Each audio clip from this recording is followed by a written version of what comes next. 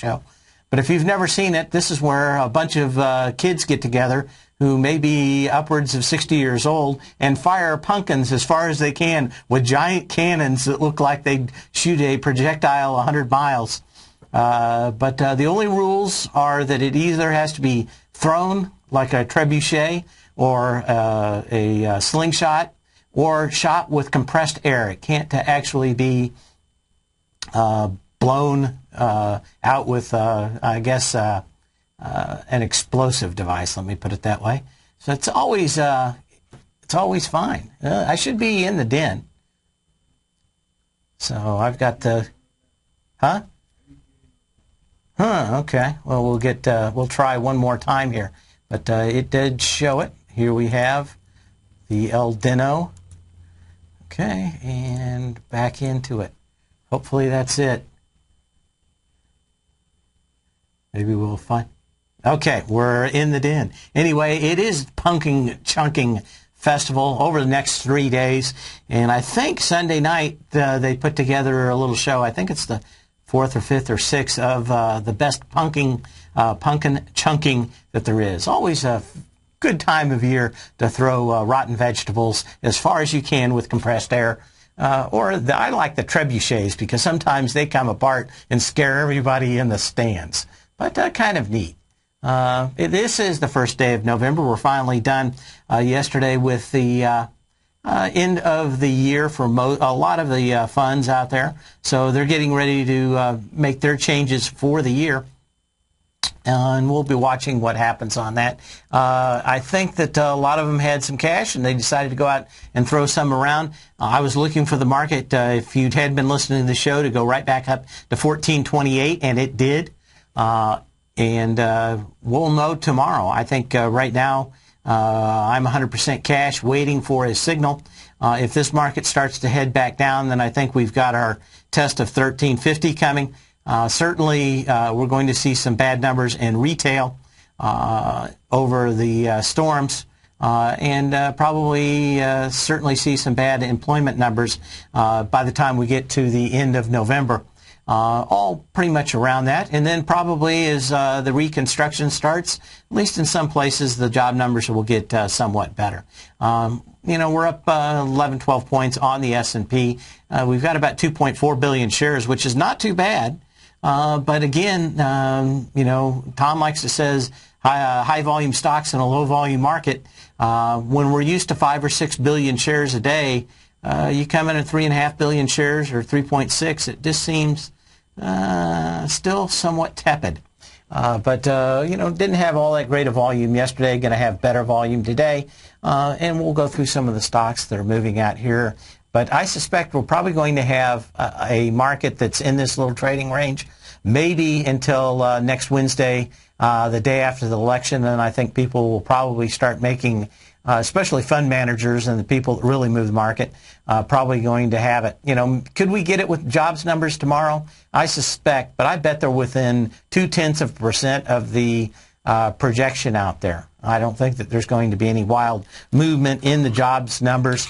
We've got a highly short market. It doesn't take very much in the way to goose this market and run some shorts. And pretty much what we're seeing today, volume is a little bit better, which would suggest that there's maybe a little buying at the same time here, but we'll be watching it. In the news after the bell tonight, LinkedIn is expected to report earnings of about 11 cents a share. Starbucks is expected to report earnings of about 45 cents a share. So let's look forward to those tonight. Maybe if we get some time, we'll look at them and see if the chart gives us any indication. I'm not one for playing a lot of stocks on earnings. The reason is you never know whether or not they're going to put it in this month or if they're going to push it off 3 months. Maybe they'll stuff the channel.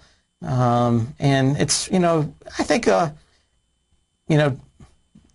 years ago, before a lot of the laws came along, it was easier to see that news had leaked and what the earnings were going to be like. I think over the last 8 or so years with new laws of really threatening to put people in jail for leaking information, we've seen a lot less of that. Of course, the guy last week got 2 years for putting together his expert systems guys, which was nothing more than putting ads in the paper for jobs and trying to get people from Apple or any of these big companies to come out and interview for a possible job. What these people were really talking with is private detectives, and just kind of spilling their guts about how things were going internally in the company. There was a great deal of that, and basically there were firms going out there trying to define or find that inside information to give them the edge. It hadn't stopped or changed much. A lot of people that were in this market, especially guys on Wall Street, once, probably 2001, 2002, really saw the character of the market. If they didn't have that inside information, they just didn't do very well. And I think you can probably think of a couple of people on CNBC that used to be fund managers that now are commentary kind and really don't trade much anymore because they did make their money on insider information for the most part.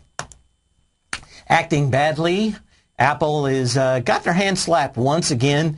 They got a ruling a few weeks ago that said that they kind of libeled Samsung in that their tablet was an exact copy of Apple's tablet. The judge said, no, it's not as cool as the same thing. And two, I mean, these things are fairly generic. The judge ordered Apple to put an apology on their website. So in a very snide kind of way, Apple wrote a non-apology apology. Apple has now done this twice, which makes me wonder what's going on inside that company, because this is the second time they're going to get majorly slapped by a judge in a patent lawsuit. About 10 days ago, it was because Apple failed to disclose prior art on their own patent. And basically the patent office came out and said that of the ones that were part of that famous case in California, that 4 of the 6 of them got invalidated by the U.S. Patent Office themselves. So now they've got this kind of thing going on in the U.K., and they just continue to act in poor form.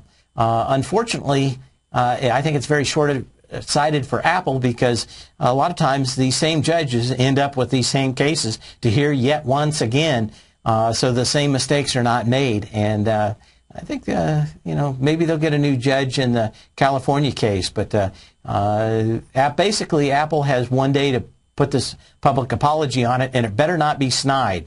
It's kind of, I've seen a lot of, in the news, they've got Bart Simpson in front of the chalkboard writing, I will not slander Samsung, even though they're jackasses. It's kind of like that, written all over a nice little chalkboard. Oh, Bart, he's quite a guy. Anyway, you can give me a call at 877-927-6648. It's 877-927-6648. We'd love to hear your phone call as we go through the news. A little more Apple news out there since it had been moving a little bit. In 2009, Apple was spent $501 million in advertising. This year, it will be $1 billion by the end of the calendar year. Compared to their sales, not all that much money, but they're starting to finally see some of the expenses, both in R&D and advertising, start to have to creep up to compete with the likes of Amazon, Google, and the rest of the tablet, cell phone manufacturers. When you really look at it, it gives you some kind of indication that when Microsoft is going to spend $1.5 billion just pushing out Windows 8, much less the advertising for its other products on the server side and some of the other things they do on the business side that are more targeted to trade magazines, that kind of stuff. But just $1.5 billion, I bet everybody has seen those ads, unless they turn off all ads and fast forward through them because of the political environment now. But Apple's Mad Men starting to get a little bit of love and some more money to spend. But a total of $1 billion this year is still nowhere close to what Apple and some of the other ones, Amazon, Google, spend out there to get some attention. talked a little bit at the very end of yesterday's show. I kind of even got a little choked up about knowing some of these captains that had lost their ships, and now two that have lost their lives. I've always liked tall ships. One of the things I did while I worked in Hollywood was I worked with the people that worked on the movies, special effects and animation people. They'd always have, can we do this? Can we do that? Can you change this so we can do that? That was kind of one of my things. I really didn't spend much time working there. I'd lend a hand out. I did some work on Apollo 13. I always like it when the ship blows up because I know that I helped stuff the Mylar tape that goes in the side of the Apollo 13 model on the side of on the sound stage there on Venice Beach, where it was all filmed. But did a little work on a movie called White Squall. And if you want to, I just thought about it last night after on my drive home. But if you want to see a really good movie about tall ships and sailing and a lot of the character it builds, one of the better movies I like. It wasn't successful at the movies, but a very good movie from the director of Alien, one of the best movies out there. White Squall, all about the loss of the brigantine Albatross that was a sailing school. You sailed around on it year for your last year of high school. We'll be back in a minute. What type of investor are you? Conservative, moderate, or aggressive? No matter your investor personality, your overall portfolio should reflect your financial goals, time horizon, and your risk tolerance. Help ensure your portfolio is appropriately invested with an asset allocation plan from Morgan Stanley Wealth Management. Simply picking the right stocks is not enough. Research has shown that choosing the right proportions of stocks, bonds, and cash is essential to the success of your long-term investments. Morgan Stanley believes a carefully selected portfolio can lower volatility and increase investment return potential. Find out about what an asset allocation and a Morgan Stanley Wealth Management financial advisor can do for you. Call Angela O'Brien, First Vice President and Financial Planner of the Clearwater, Florida branch at 727-441-6108 today to discuss your personal financial needs. Asset allocation does not assure a profit or protect against loss in declining financial markets. Investments and services are offered through Morgan Stanley Wealth Management, LLC. Member SIPC. With the launch of Tiger TV, TFNN has brought our programming to the next level. With Tiger TV, you can gain access to each host's charts and computer screens as they host their daily stock program. Whether it's Tom O'Brien, Steve Rhodes, Basil Chapman, Ken Shreve, David White, Larry Pesavento, Victor Jones, or Terrell Martin, you can catch all of our technicians hosting their programs live and archived on Tiger TV for your viewing pleasure 24 hours a day, 7 days a week. If you haven't checked out Tiger TV, then visit TFNN.com and see what you're missing. You take a hands-on approach to managing your investment strategy. You're always looking for the next trading opportunity to magnify your perspective. Direction Shares connects sophisticated traders with a powerful array of ETFs from a wide range of asset classes. The markets may go up and down, and you want tools for both sides of the trade. Discover how we can help at DirectionShares.com today. An investor should consider the investment objectives, risks, charges, and expenses of the Direction Shares carefully before investing. The prospectus and summary prospectus contain this and other information about Direction Shares. To obtain a prospectus or summary prospectus, please contact Direction Shares at 800-851-0511. The prospectus or summary prospectus should be read carefully before investing. An investment in the funds is subject to risk, including the possible loss of principal. The funds are designed to be utilized only by sophisticated investors such as traders and active investors employing dynamic strategies. Investors in the fund should understand the consequences of seeking daily investment results, understand the risk of shorting, and intend to actively monitor and manage their investments. Distributor Foreside Fund Services, LLC. Many of our new listeners have heard about the Tiger's Den, but wondered, what exactly is it? The Tiger's Den is a lively community where professional traders and investors can meet, exchange ideas and information in a comfortable, moderated atmosphere. Hear all of your favorite TFNN shows, plus see all the charts as they happen, live during those shows, and have access to all those charts. You can test drive the Tiger's Den, absolutely free for 30 days. It will greatly enrich your knowledge of these markets. Details on the Tiger's Den are on the front page of TFNN.com.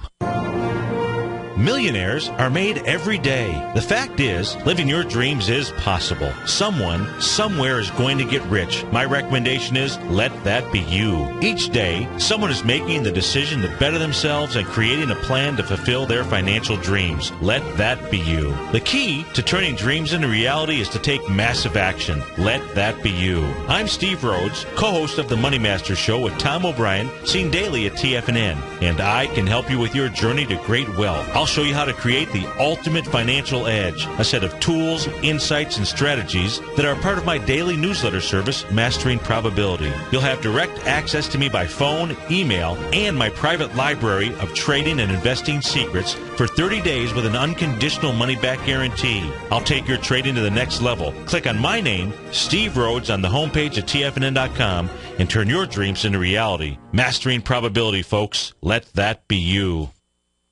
This segment is brought to you by Goldfields. For more information, just click the Goldfields banner on the front page of TFNN.com.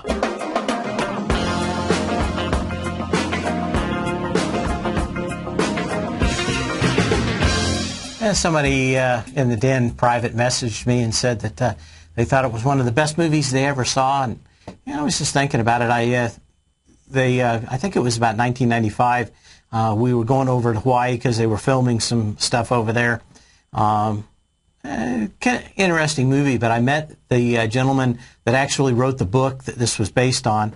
In the movie, he was Scott Wolf, kind of the main character that narrates the whole part of the movie. But, of course, I met him in 95, and, well, he's probably 65, 70 already then.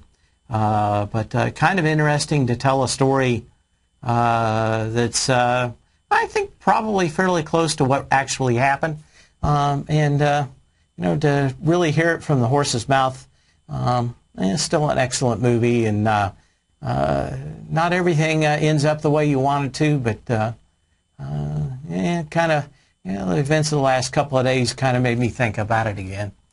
But it is interesting. I wanted to get back to the news here. Zillow is announcing it bought by Folio. It's a New York-based startup that helps homebuyers and agents collaborate on a purchase, swapping notes on interest properties through website or mobile apps. Been watching this thing thinking that maybe sooner than later we'd have some kind of breakout on Zillow. It's kind of pulled back here in the market.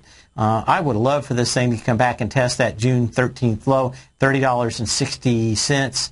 On light volume. Then you've got a light volume low down there of around 860,000 shares, which is not all that great. But when we look at the volume the last few days, if this thing could get back down there, I'd be very interested in taking a look at it. What do we got here? Yeah, I mean 500,000 on. Yesterday, 600,000. You could get back into there with lighter volume. But this is the kind of chart that you really kind of like out here. There is one lower low out here at $21.22, but I suspect it's headed for that gap out here. That gap didn't really come up on light volume, but a lot of times those gaps get filled too. Energy is just a little bit more. You need to watch lockups out on this one also, but keep an eye on this. One of the few ones that's probably going to be in a bull market for a while out here. Want to give kudos to Walmart. A lot of people badmouth them about being a store that eats the towns that it moves into. I think of it as probably the best company when it comes to logistics. I think Walmart is probably better than General Patton. If you ever watched the movie about Patton and or read any of the history, he basically pulled out of a front, moved his troops over 100 miles and started fighting within a day or about a day and a half. This guy could get it done.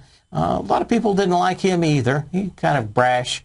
But Walmart got the call late on Friday, and within about 8 hours had a plan to move 7,000 generators up to its store in the Northeast, both Sam's Clubs and Walmart's. Generac is the company I put it in my newsletter as one. I just forgot to play it when I was looking at this on Saturday. On Saturday, I just kicked myself for not getting in Generac. Next time we have a storm, I'm hoping that my gentle listeners will make sure and remind me to be looking at that at the first hint of any kind of storm. Generac makes huge amounts of money intermittently, and that's every time there's a giant storm. But Walmart was able to get, by Monday, up within a state, 7,000 generators in 2 days. If they decide to get it done, they've got a massive network of trucks that are always going there anyway. They were able to add just a few trucks and negotiate it so that they could move all of them there.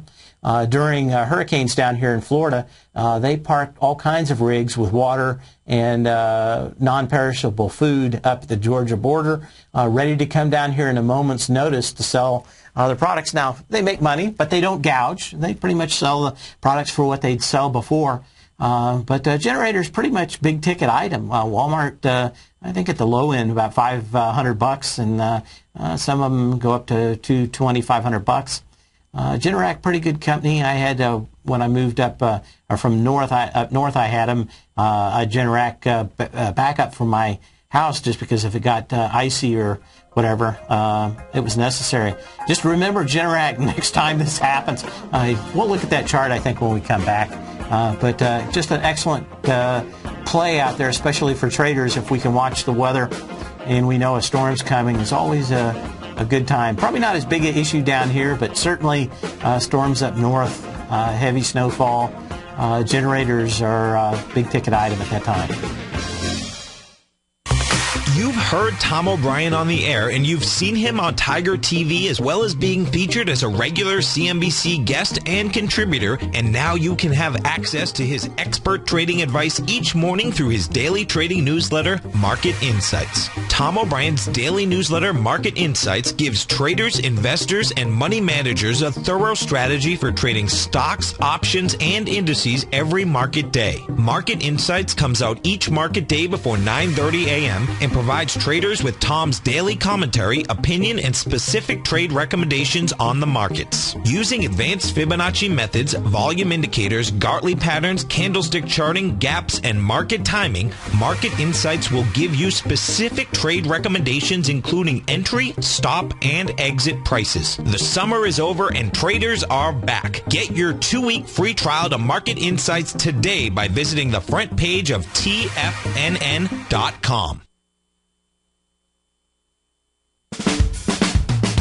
If you're an investor looking for a great weekly investment newsletter, then now is the perfect time to try out Ken Shreve's Ultimate Growth Stocks. Every Tuesday, Ken breaks down multiple sectors in his weekly newsletter, Ultimate Growth Stocks, with a full in-depth report including specific trading recommendations within his model portfolio, charts, sector analysis, upcoming economic data, along with intra-week trading updates on newsletter positions whenever the market dictates. Right now, you can receive a full month, that's 30 days, to evaluate Ken's newsletter free of charge to see if it fits your trading plan. At less than $75 per month, Ken provides you with his expert trading advice that can pay for itself in no time. Take advantage of this great offer by signing up for a 30-day free trial to Ken Shreve's Ultimate Growth Stocks today. Don't let this offer pass you by. Visit the front page of TFNN.com and sign up now. TFNN and Great Panther Silver have teamed up for another exciting silver giveaway. The Great Panther Silver Halloween giveaway will be taking place at the end of October, and for 3 full days, we'll be giving away silver coins and bars every hour from 9 a.m. till 6 p.m. to one lucky winner randomly chosen. There's no purchase necessary. For more information and to fill out your registration form today, simply visit the front page of TFNN.com where you'll find all the details. October 29th, 30th, and 31st, we'll choose one lucky winner that will receive a silver coin or bar courtesy of Great Panther Silver. Winners will be announced live on the air each hour for 3 full days. Don't miss out on this great opportunity to win free silver from TFNN and Great Panther Silver. Register today by visiting the front page of TFNN.com, and for more information on Great Panther Silver, you can click on their banner on the front page of TFNN.com or check them out on the NYSE Amex, symbol GPL, or on the Toronto Stock Exchange, symbol GPR. Does the current market volatility continue to stop you out of trades when the market spikes against you?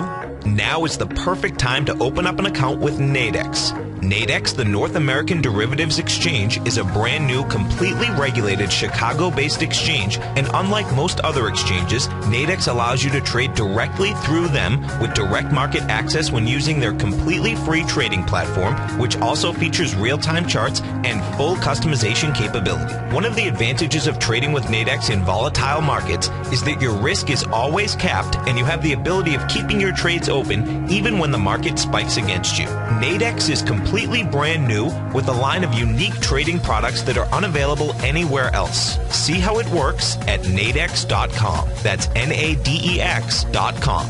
Or click on the Nadex banner on the front page of TFNN.com. Futures and options trading involves risk and may not be appropriate for all investors. This segment is brought to you by Crocodile Gold. For more information, just click the Crocodile Gold banner on the front page of TFNN.com.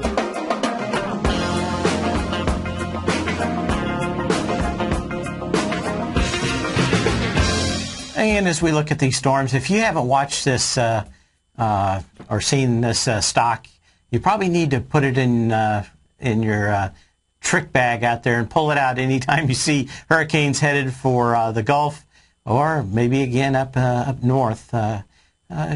Even before a lot of people were blaming everything on global warming, we had 3 hurricanes hit the coast in the 50s. A lot of times these come together, but keep an eye on this. Generac Holdings, the symbol is GNRC. This thing had been going sideways after breaking out a little bit, and actually in its own right, not a bad little breakout on the 1st of October. Awful late in the season. Of course, a lot of people buy these generators up north in heavy snowfalls and icing conditions because, of course, the power lines drop. One of the things I didn't know, and was watching an interview, I think it was with the CEO of Generac over the last couple of days, someone asked him, why doesn't everybody bury power lines? And apparently it costs $1 million per mile to actually bury them. I had a question about why they weren't buried in my neighborhood, at least to the neighborhood, or through the neighborhood. And the neighborhood I'm in is a little older, but beautiful, trees, 50, 60-year-old oak trees. So, you got some of these trees 80, 100, 120 feet. Really nice, especially when it's sunny down here in the summer. It'll give you a lot of shade, especially the late part of the day. And beautiful, huge lot I have. My dog likes it. My new trading dog, Diablo. Although I'm thinking about changing his name to Liberace because he's the pianist. Anyway, the Generac Holdings, just remember this one next time we watch it, and I hope people in the den really, keep this in there and remind me the first time we see any things moving around. We're probably pretty much over with hurricane season, but it'll start again in the springtime. But when you've got somebody like a Walmart that can mobilize your product and blow it through, you're going to have a big order come on the other side of that. GNRC, of course, probably up at its top. If you knew we weren't going to get any more bad weather, you probably shorted after a few weeks up here. But look for this thing. It's pretty much comes back down for a while. At the next hint of a bad season, this thing can move. But this thing was at $24 not a couple weeks ago, and now back up to just shy of $35. Wanted to make sure, I don't think I said it yet, did I? We do give away half an ounce of silver, and today it is Jesse in Houston, Texas. So I don't think I've said it already. Sometimes I think I've had a stroke. But anyway, Jesse in Houston, Texas, with a half ounce of silver, the Great Panther giveaway. And, of course, if you win tomorrow, I think it's a full ounce of silver. So cool. Cool beans, as they say in Boston. So we'll be thinking about that. Anyway, wanted to look at some other stocks out here in the market. And what are those?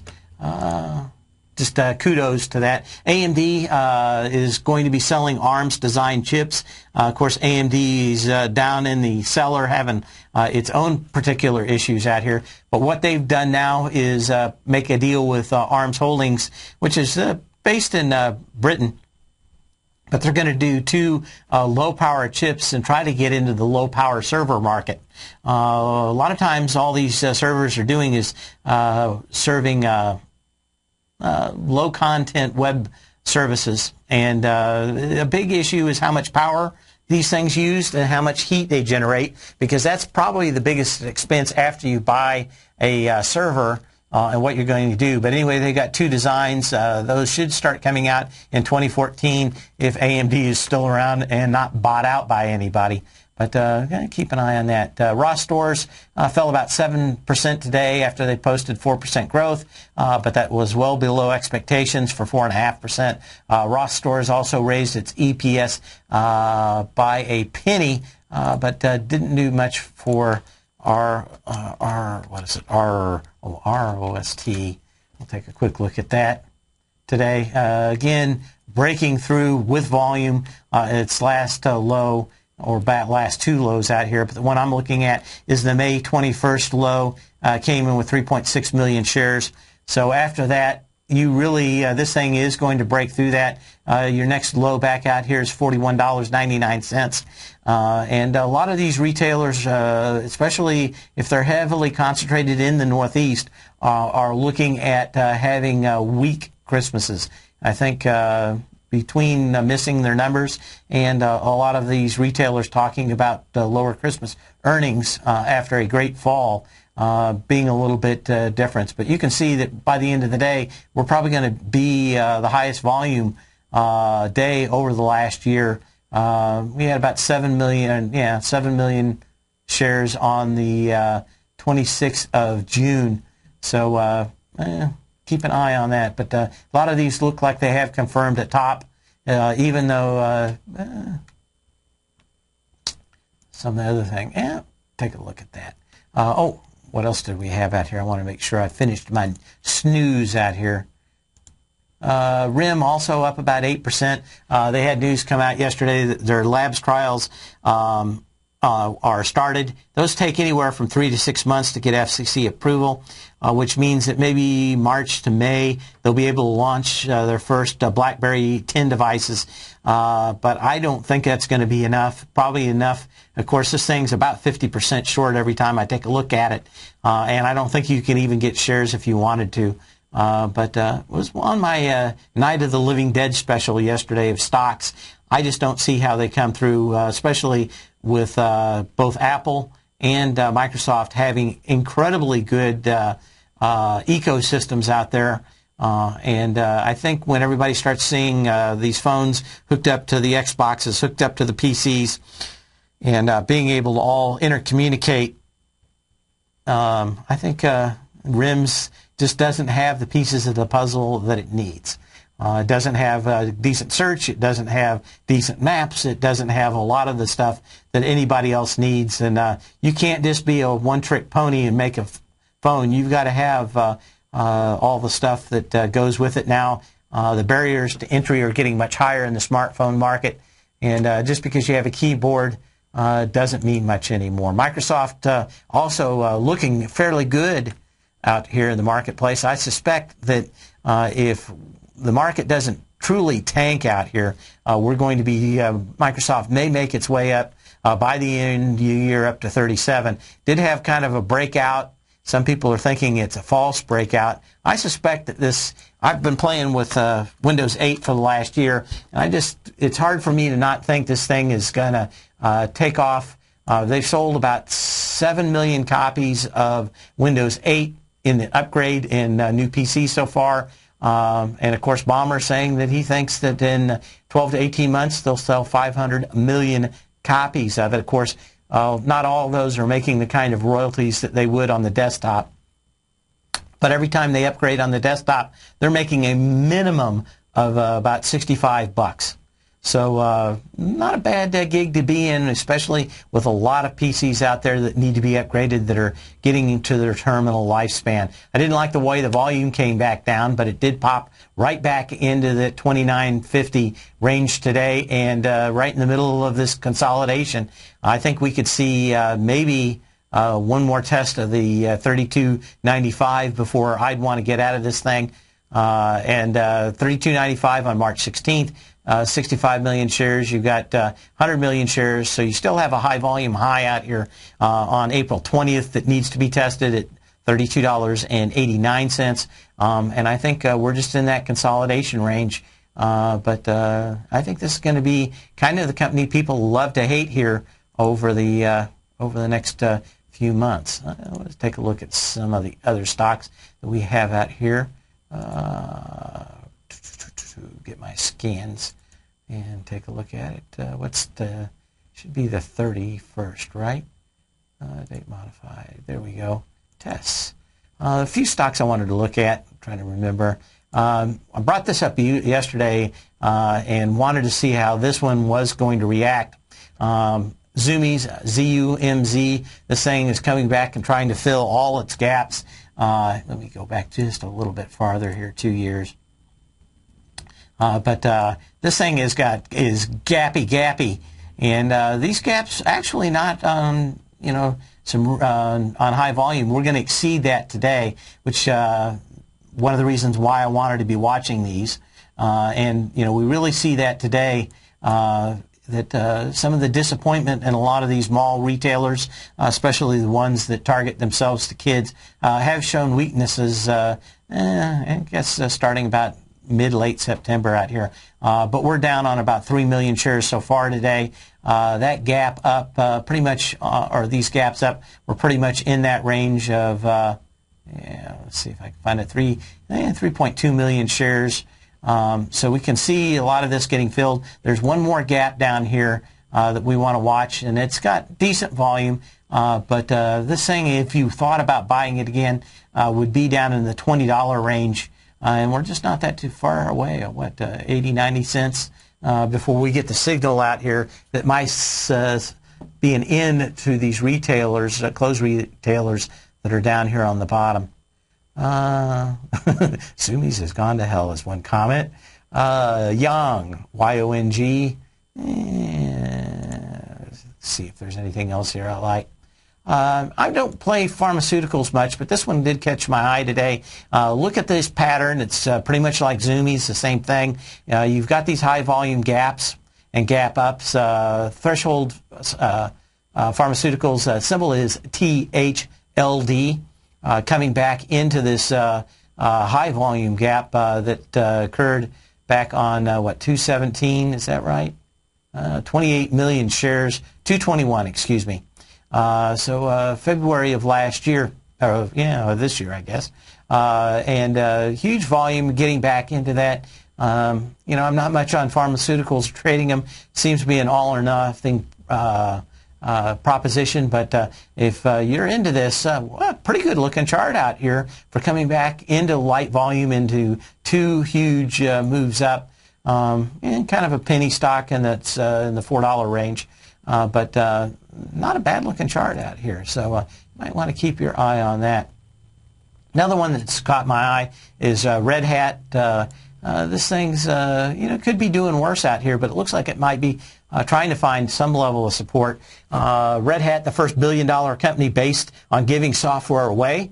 They, of course, are a Linux distributor and sell support for those products. If you're a company and you run Red Hat Linux and you need a driver for something, you call them up and say, hey, we're using these cards and there's no driver for it. Can you get a driver out for it? And a lot of times they'll work with companies and get a driver out for hardware that they need. But if you need help or support, you call them up, and that's basically what their company is. But it's all about giving a free product away and selling the service. But we see this nice low on June 4th.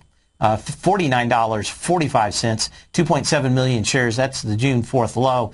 We were getting back into that over the last few days, and not a bad looking chart out here.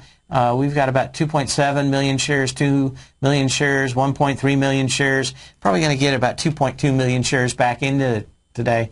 But you also have some other moves and highs back here in $53 that we've gone back into. So probably a fairly decent consolidation and just congestion zone that this thing is going to have to go through. I know that no one likes tech right now, but if I'm wrong, this market does hold up. We take off tomorrow. This might be one you want to look at. RHT, Red Hat, and QLogic, another one that could be down here. I like these huge thrusts down. This one reversed on the last big move, and that was on July 27th. It came down with 12 million shares. Kind of opened up at the lows, closed fairly decently up, almost $11 that day. But huge volume. We're coming right back in there. We have gone below that low. You need to close back above $9.56. But, you know, basically the volume model started with Wyckoff in the 1910s or so. You have your first low, and that's what we had on that July 27th move. Then we get what he calls an automatic rally. That's a rally without preparation, a rally that you wouldn't know how far it's going to go. It's kind of like coming to a puddle in the middle of an intersection, driving your car into it and finding out you're climbing out the windows because it was a lot deeper. Actually happened to a friend of mine when we were about 16. He drove his GTO into under a little railroad trestle. Everything just started floating around. The 8 tracks, all inside the cars. We were end up climbing out the windows. But no one got hurt. We cleaned everything out. Had his entire interior laying out in the driveway for a couple of days trying to get some sun on it. But keep an eye on this. QLogic, QLGC is the symbol. Give me a call, 877-927-6648. That's 877-927-6648. Give me a ring. You still got 5 minutes here. Are you looking for a precision edge in the market? Something that can stack the odds in your favor? Then look into Larry Pesavento's new trading newsletter, Patterns, Profits, and Peace of Mind. In each weekly issue, Larry explains what's going to happen in the markets based on the pattern he sees developing and gives you actionable trade ideas based on those patterns. Plus, you'll get his detailed analysis on a variety of markets and sectors, including stocks, treasury bonds, the gold market, oil, the dollar, the forex market, and more. And you'll get the Technical Corner segment, which is a short but powerful weekly training session on trading. You'll get access to all the patterns Larry is seeing in the markets, plus the Astro Harmonics and powerful Bradley stock market model that Larry utilizes for less than $5 a day. An extremely potent combination that will give you just the edge you've been looking for. Try Patterns, Profits, and Peace of Mind absolutely free for 2 weeks. Go to tfnn.com and click on the free trial link at the top of the page. That's an $85 value, yours free when you register right now. Get Larry's Patterns, Profits, and Peace of Mind and get the edge you've been looking for.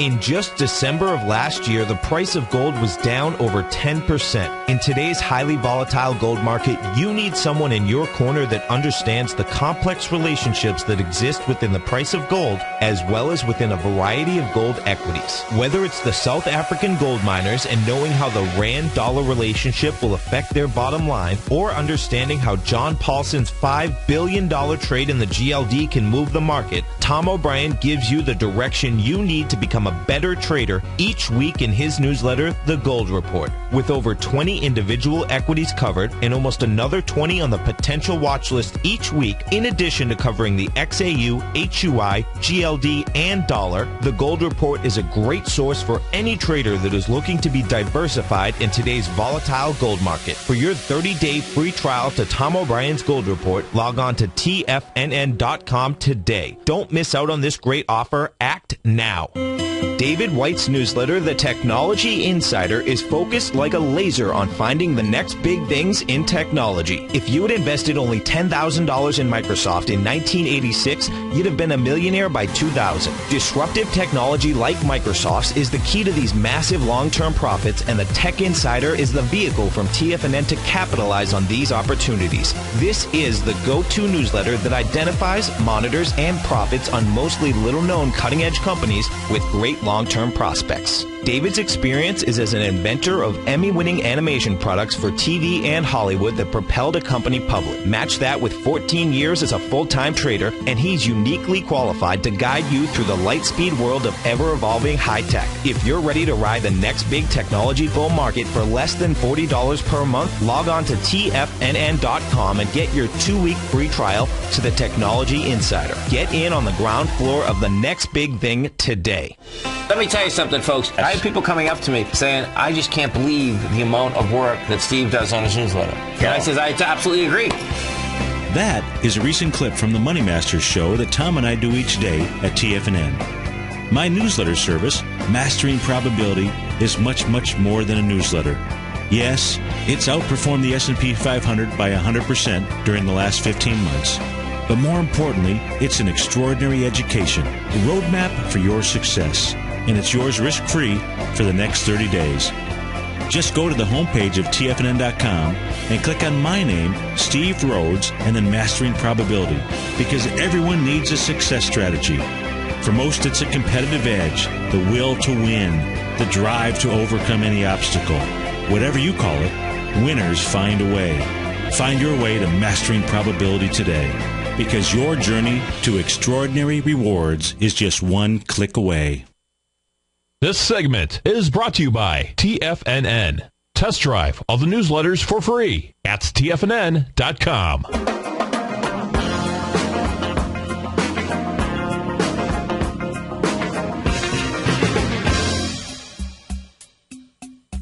Give a look at a stock here that is kind of interesting because it is one of the ones on my radar out here, and that is Baxter International. Symbol is BAX. Going to be watching this one as another one as the canary in the coal mine. This has had several highs over the last couple of years. January 14th in 2010, $61.88, 6.1 million shares.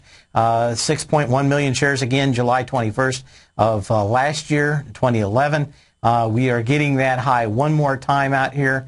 Looks like we're going to be light that volume, about 3 million shares right now. So we're keeping an eye on this. But what you wouldn't like to see this happen is a pull back underneath that $61.88 high from January 14th.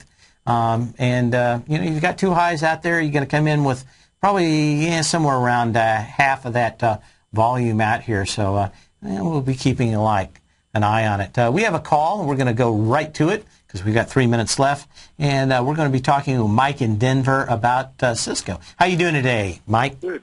Doing good. How you doing? Fantastic. What's your question on Cisco here? Well, I got into it at about 18 when I thought it might have filled up that gap. Uh-huh. And it looks like it's kind of trying to base here, but I just wonder what your thoughts, if it was going to make it back up to the $20 range. I don't know. I've disliked almost all these networkers since VMware bought the company that did router virtualization. Mm-hmm. So I just steering clear on it. I haven't tried to trade Cisco in probably 10 years. There's a share available for every man, woman, and child alive in the world. The risk reward to me has always been poor on Cisco because of that. It's got a massive amount of stock that you have to get out of the way. It's got probably one of the worst CEOs in the NASDAQ, if not the worst. Basically, he continues to swallow huge amounts of money while not getting this company up and moving. And I think he's got a world of hurt coming his way. So I'd be more on the short side of this than I'd ever be on the long. I think that there's better stocks out there that if you want to play networkers, there's a whole bunch of them out there that are better. But at least you could make some money on it. This thing moving from 16 to 18 bucks over a month or two just doesn't seem to me like the kind of stock that I'd want to be in. And two, it's at the whim of a lot of huge fund managers that own massive amounts of this, and it just doesn't really tend to move that far. And you got a trading range from about $21 to $15, and it's just, you get these trends that are almost glacier in the way that they move over time.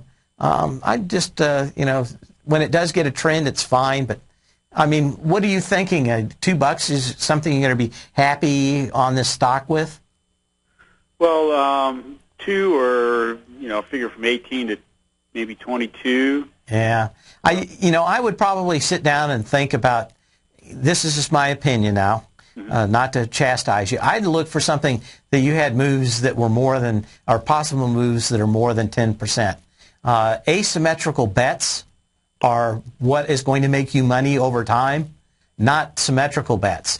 This thing could blow up and be $10 if something really bad happens to it, and you're trying to get maybe $2 to the north on this thing. I want something that's going to give me the chance. If I was an $18 stock, I'd want the thing probably to at least have the opportunity to get to 24. I just think you're risking a lot of money for a fairly small return. Better fish in the sea. Let me put it that way. Okay, well, you thanks think? for your... Just better stocks. Change, as they say on the street, change the name. See you later, Mike.